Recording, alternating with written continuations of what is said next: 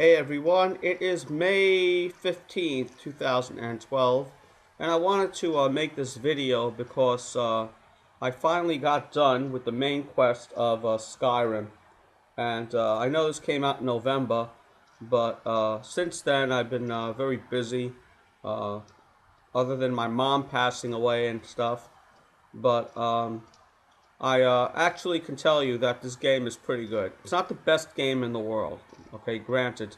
A lot of people have pointed out that there are a lot of flaws to this game, and I'm going to go over that in a minute. Uh, First of all, I just wanted to say I not just completed the main quest, but I also finished the Dark Brotherhood, which is probably the best quest of the game.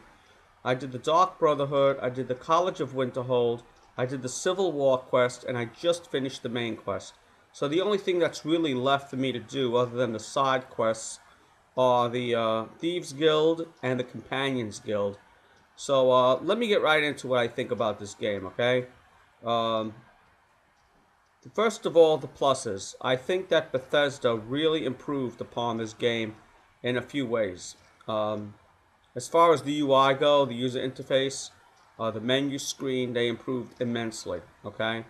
The graphics, as far as the items go, they improved immensely.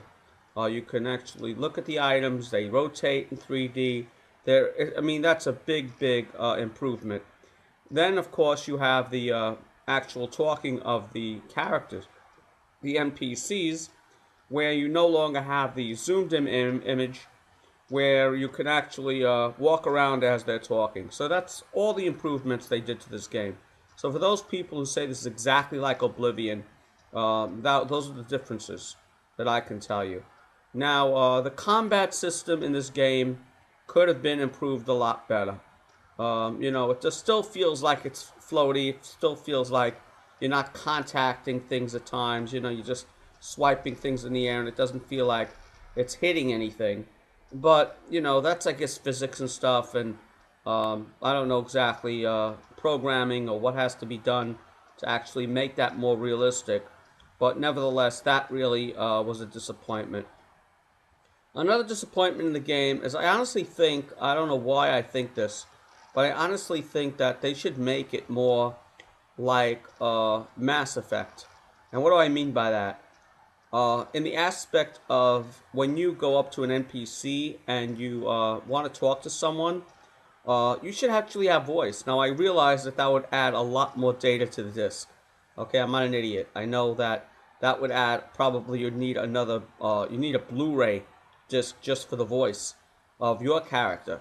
So I realize that, but I really think it was lacking. When you press something, it should be more like Mass Effect, where your character says something according to what you choose. Not exactly, it doesn't say exactly what you choose, but like in Mass Effect, it'll say about what you choose, Like the character will ask you, do you want to go into town? And you'll press, yes, I want to go into town, and your character will vocally say, oh, that would be interesting, I would love to see town, stuff like that. But, other than that, the only other thing I could think of is as an improvement that they could have done is maybe make the animation every time you reach for something, let's say it's a cup or an item, you could actually see your character reaching for something. That would be nice in the next Elder Scrolls game, an improvement. But of course, then again, that's a lot more animation, a lot more programming. So let me get right into what I think about the actual ending of the game and the gameplay itself. The ending of the game, to me, was a little lackluster. Why do I say that? Well, throughout the whole game, and for those people who don't want spoilers, I'm going to have a spoiler here, because I think most people finished the game by now, since it came out in November, and it is now May. If you didn't finish the main quest by now, well, then turn off the thing, because I'm about to tell you something that I think needs to be said.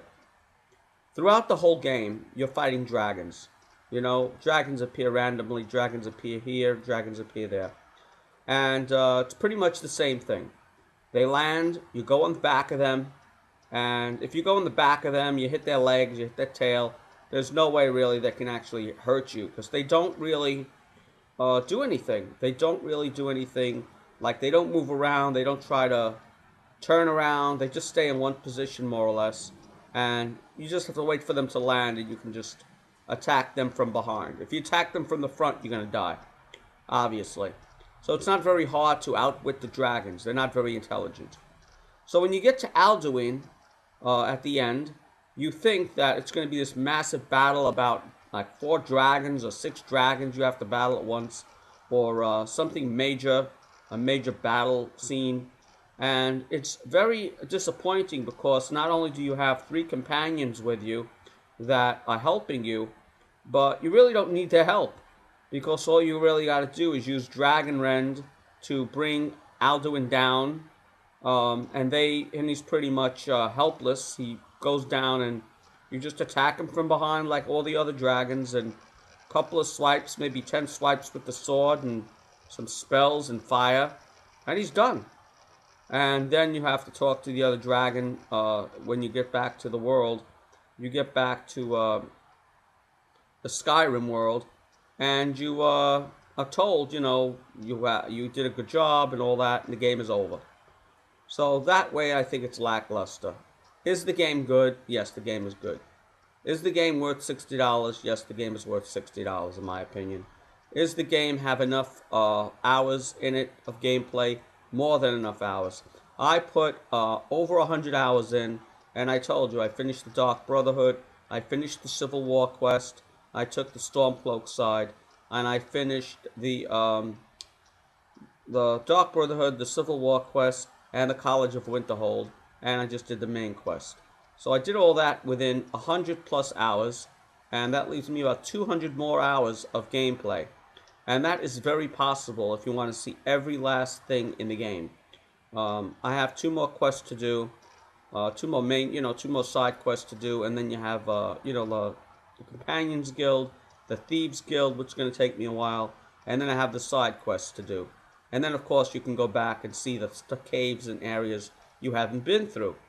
So, yeah, it's a 300-hour game if you want to see everything, but in all honesty, if you want to just do the main quest and do the other quests, I would say this game would probably range about, between 100 and 150 hours would be my guess.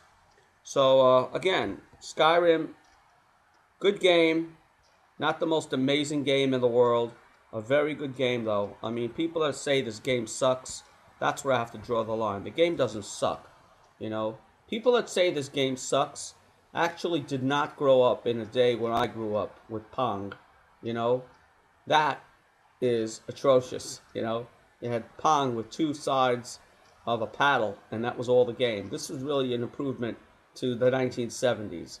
So I'm amazed because I grew up then. But everyone wants more and more and more. And no matter what you give them, they're never going to be, some people would never be satisfied. So on a scale from 1 to 10, if I had to rate this whole game, I would have to give this an 8. Definitely an 8. So that's my little review now that I finished the main quest. And once I finish the other 2 quest lines, I'm going to be probably selling this game and probably playing it on the PC a little bit. Replay it on the PC because of the mods and stuff, which adds a lot of life to it. Take it easy, people, and, check out Skyrim if you haven't played it yet. Pick it up. It's really worth it. Take it easy, everyone. Bye.